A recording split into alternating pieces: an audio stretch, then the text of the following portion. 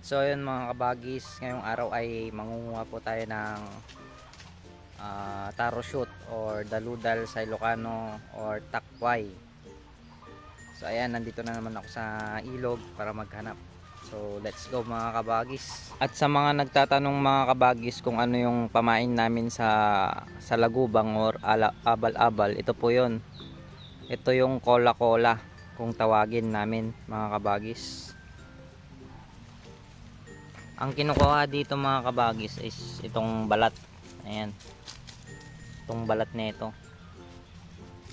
Ayan, and then pupukpukin hanggang lumabas yung katas, and then ibabad sa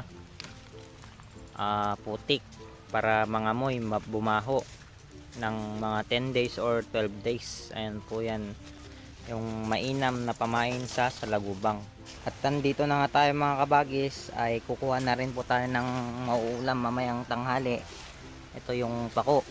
Ayan, isa sa napakasarap na mauulam dito sa probinsya. Ayan o, mga pako. At kukuha po tayo mamaya ng daludal. Ayan.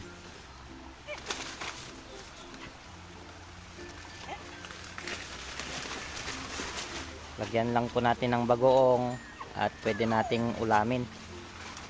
At ito pa mga kabagis, oh, laki oh. Ayan oh. Ayan. Malaking ano, pako. Kunin na natin mga kabagis. Ayan oh.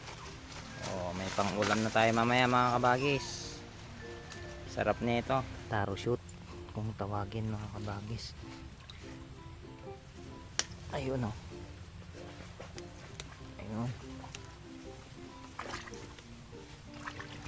Mga kabagis.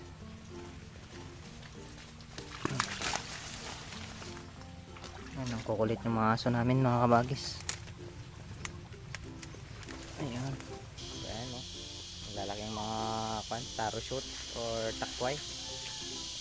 Sarap po nito, adobo kaya ano, sinasiman, dinagoongan na daludal o takway. Ayan, mahaba, malalaki. Tingnan natin.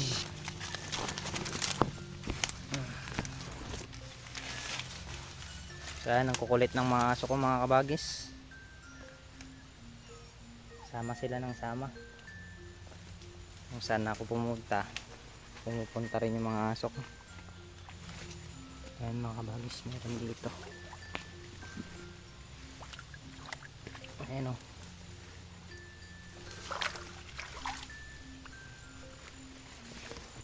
Ito mga kabagis, titignan natin kung meron. Ito lang sa baba. Ayun, maliit pa. Maliit pa mga kabagis. Tingnan nyo yung mga aso ko mga kabagis oh. Ang kukulit.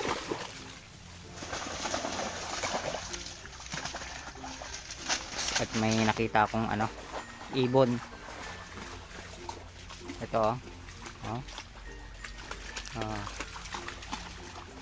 Himbing na himbig. Tulog na tulog yung ibon.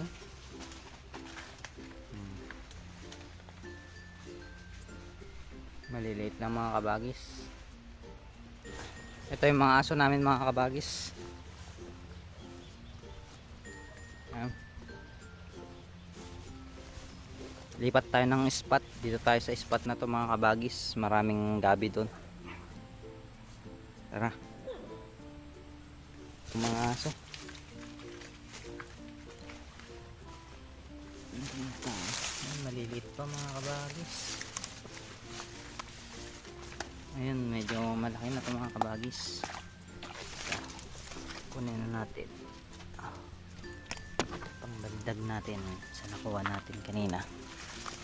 Then check natin dito sa may ano, sa may baba, baka mayroon. Ayan. Takway, ito mga kabagis, meron. Sundan lang natin hanggang sa may dulo. So andito mga kabagis. Kunin na natin. Ayan, medyo malaki na to. Ayan, sige na. Ayan, meron pa. Ito. Medyo mapayat pero mahaba. Okay na yan. Ayun, oh. Wala na. So ito mga kabagis, pwede rin tong ihalo. Ayan. Masarap rin to mga kabagis. Gawing laing. Ito mga kabagis, oh. May nakita ako dito. Ito. Saan dulo? Ayan. Ugot na. Ugot. Yun. Ito pa mga kabagis, oh. Ayan. Maganda manguha ng daludal or takway mga kabagis, pero yung mahirap is yung maglinis ng takway kasi magkakaroon ng mancha yung kamay mo, and then medyo mahirap rin. Kaya yung ginagawa namin mga kabagis is ibinibilad muna ng isang araw, and then kinabukasan doon pwede nang linisin kasi mas madali nang mabalatan. At yun, pwede na rin iluto. Ang masarap na luto dito mga kabagis is pag kaming mga Ilocano is yung may bagoong na may kamyas, inasiman kumbaga. Ayan yung perfect na luto namin mga Ilocano sa takway. Kaya naman adobo, yun po yung masarap. Tapos lagyan ng inihaw na tilapia o kaya prinitong tilapia. Ayun, pakasarap po na ito mga takway mga kabagis. Ayan, may pangdagdag na tayo sa nakuha natin kanina sa unang spot. So mas malaki yung mga takway doon mga kabagis kaysa dito. Ayan, mga kabagis na takway, daludal. Ito, marami na rin mga kabagis. Masarap to. Ayan, may pangulam na tayo bukas, kaya mamaya. Ayan. Ugasan ko lang mga kabagis. Ayan. Dami mga kabagis, swerte. Sarap po nito. Ayan rin mga kabagis.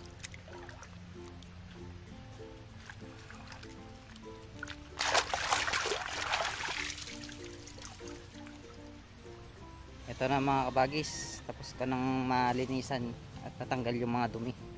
Nilagay ko na rin dito sa may saging, daon ng saging, tsaka yung pako. So ayan, ulamin ko ngayon yung yung pako ngayong tanghali. Sausaw ko sa may bagoong. Solve na naman yung pananghalian mga kabagis. Andito na tayo sa bahay mga kabagis. So ilalagay ko tong takway o kaya daludal dito sa may bilao at ibibilad po natin maghapon. Ayan, ito yung ulam natin ngayon, pako. Sarap po yan mga kabagis. Ayan, bibilad na natin mga kabagis. Dito na po natin ilalagay. Ayan, bilad na yan mga kabagis. Maghapon lang pwede nang balatan yan mga kabagis. So ayan mga kabagis, malinis na ang ating pako. Pwede na natin iluto at lagyan ng kamatis kaya kalamansi. Ito po yung sausawan natin mga kabagis, kamatis na may bagoong. Ito, lagay na po natin yung pako. Papakuluan lang natin ng konti lang mga kabagis, kaya tapos hanguin na natin. Pwede na yan mga kabagis. So ito na mga kabagis, luto na ang ating pako at isasawsaw na lang natin dito sa may bagoong na may kamatis. Ayan. Ayan, lagay po na natin dito. At saka may ulam po ako dito na mangga, itlog, at dilis na tilapia. And then yun, corn beef. Ayan. Ito po yung ulam natin ngayong tanghali. So mapaparami na naman yung makakain mga kabagis. Tara. Ayan mga kabagis, kain na tayo.